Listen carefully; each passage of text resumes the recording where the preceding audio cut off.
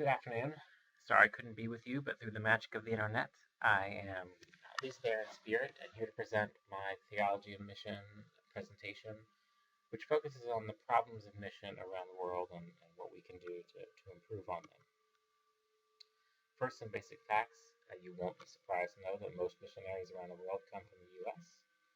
And it's not just people, but it's also money, both federal U.S. government dollars, but also nonprofits, obviously more likely to be mission-oriented organizations, and then churches. There's not a lot of good data on how much churches spend abroad, but just a ballpark estimate just for mission trips, that an awful lot of money is going abroad, and this doesn't even begin to touch the surface of what churches and other organizations are doing in the name of Christ around the world.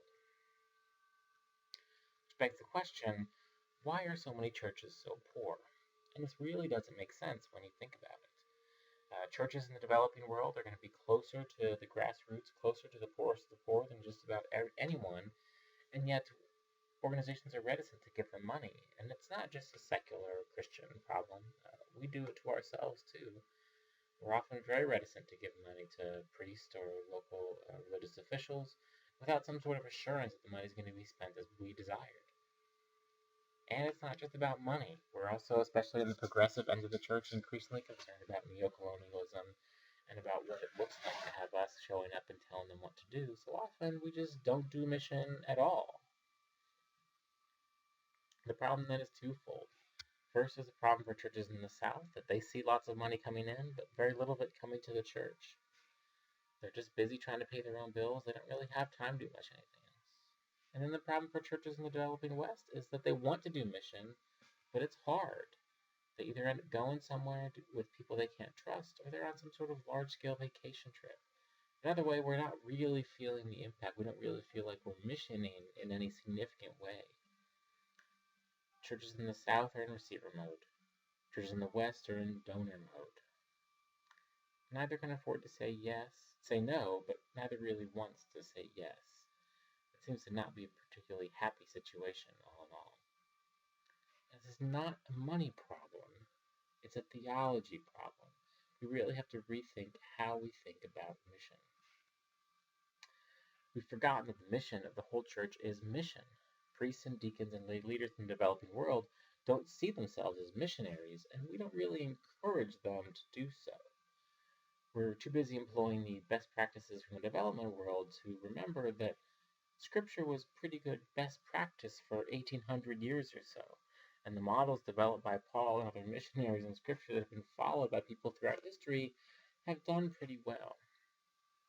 One of the ways that this is best exemplified today is in this conflict between God versus the church and what we're really trying to do.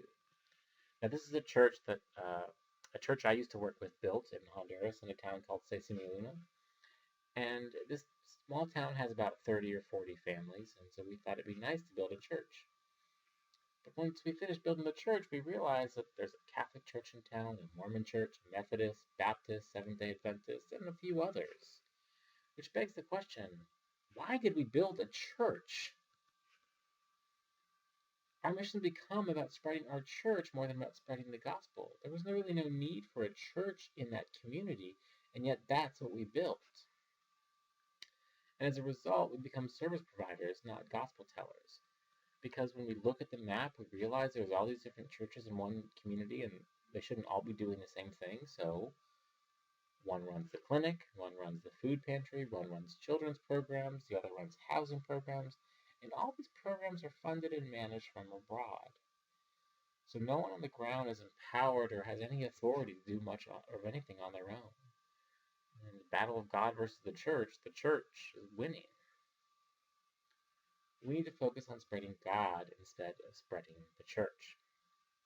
And God is, after all, love.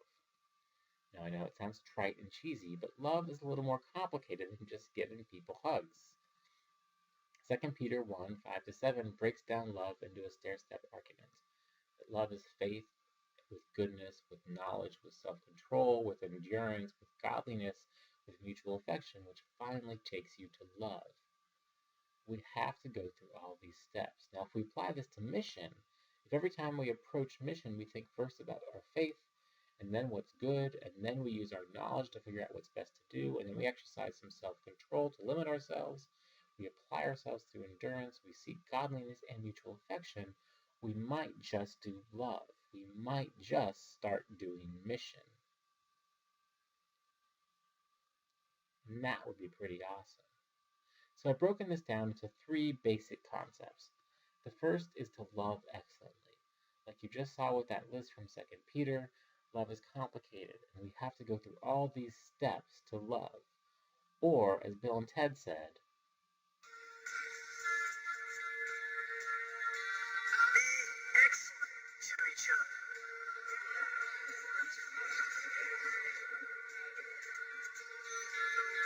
Party on, dudes! the second is to be relational. That this can't just be about a transaction of money, that it has to be a relationship between each other, a mutual relationship where both sides are giving something. Brother? I'm gonna have a brother? I've always dreamed about having a brother. Speak of the devil.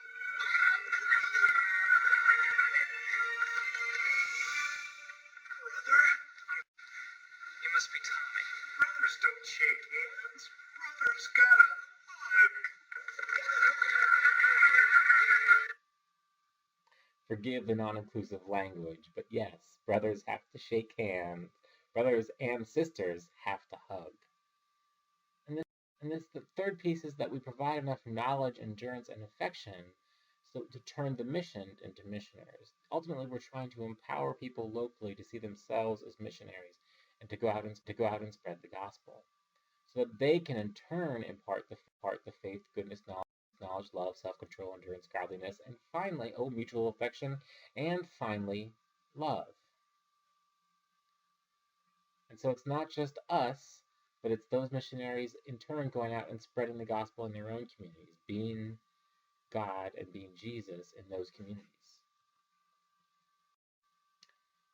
And we may in turn start doing this at home and not just doing it abroad when we're on mission. We can actually be on mission all the time. So here's an example. Developing mission and outreach programs in Colombia to grow congregations, develop relationships, and improve parish budgets. Now, when foreign missioners typically visit a local parish, they arrive with preconceived notions about what they can do and what the local community needs. They may ask the question what you need, but it's usually sort of narrowly construed in a way that the missioners can accomplish what they want to do in a short period of time.